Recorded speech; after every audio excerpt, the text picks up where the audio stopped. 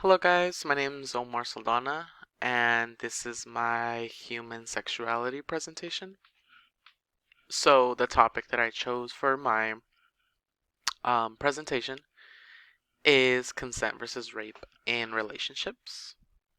Let's get started. Alright, so this is kind of like my table of context, kind of what I will be covering.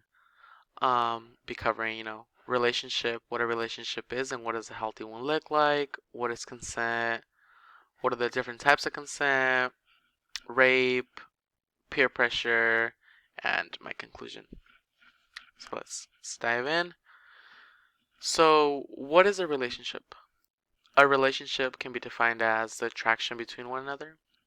This can be, romantically or platonically.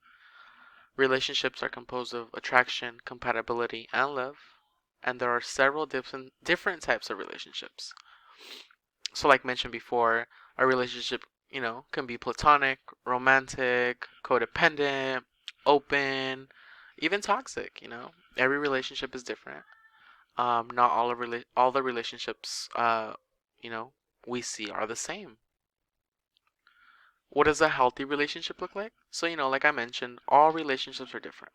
They don't all, go through the same characteristics or have the same balance, but while our relationships are different, there are some key characteristics that help differentiate a healthy interpersonal connection from an unhealthy one. Healthy relationships involve honesty, trust, respect, and open communication between partners.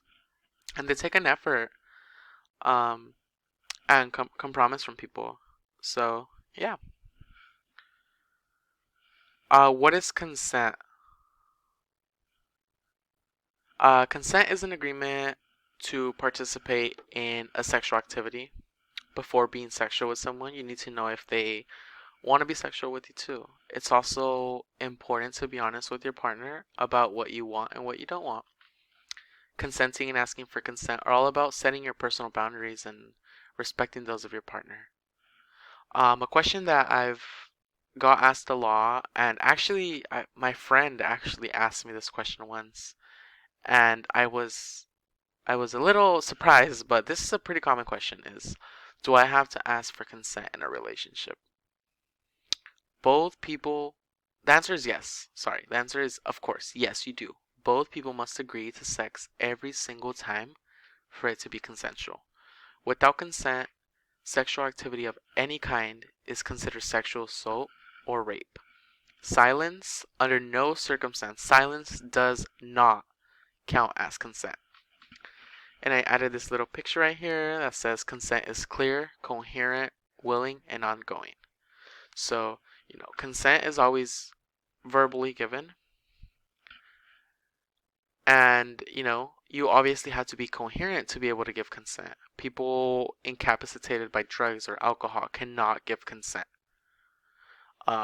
Willing, so consent is never giving under pressure. So the person has to want it for it to be consensual. And ongoing, like I said before, consent must be, granted every time, regardless if you're in a relationship with the person. If the person doesn't want to engage in sexual activities, then it's not, it's not consensual. So it's rape. All right, so rape. What is rape? So rape is for sexual intercourse, including vaginal, anal, or oral penetration. Penetration may be by a body part or an object. And what is sexual assault? Sexual assault is unwanted sexual contact that stops short of rape or attempted rape. This includes, sexual touching, and this can happen to anyone. It doesn't matter if you're a male or a female. Anyone can be a rape victim. Let me repeat myself. Anybody can be a rape victim. Was it rape? And, a lot of the times we ask ourselves, was it rape? And was any form of consent given? If no form of oral consent was given, then yes, it is rape.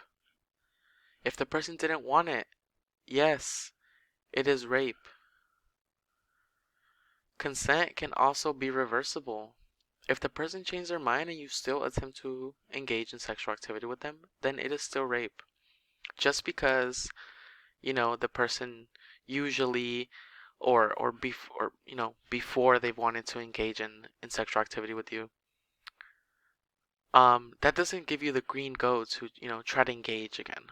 If they verbally didn't tell you yes, then it is rape.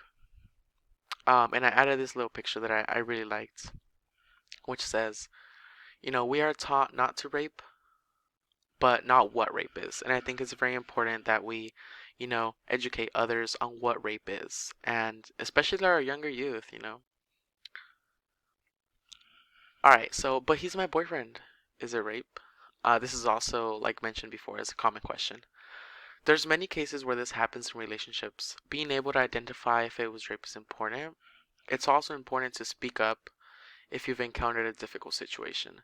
It doesn't matter if they're your partner, rape can happen at any time. A perpetrator can have any relationship to a victim, and that includes the role of an intimate partner. No means no.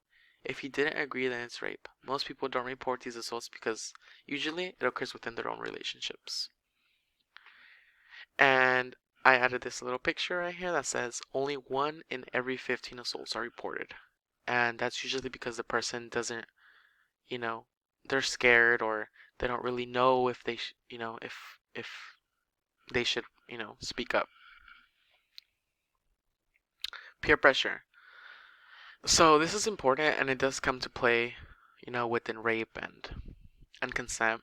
What is peer pressure? Peer pressure is the direct or indirect influence on peers by persuading them to do something or influencing them to do something.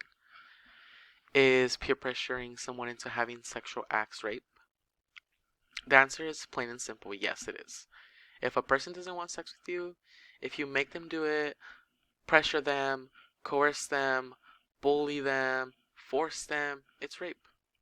Consent is when they willingly and happily agree. Yes means yes, no means no. It's simple.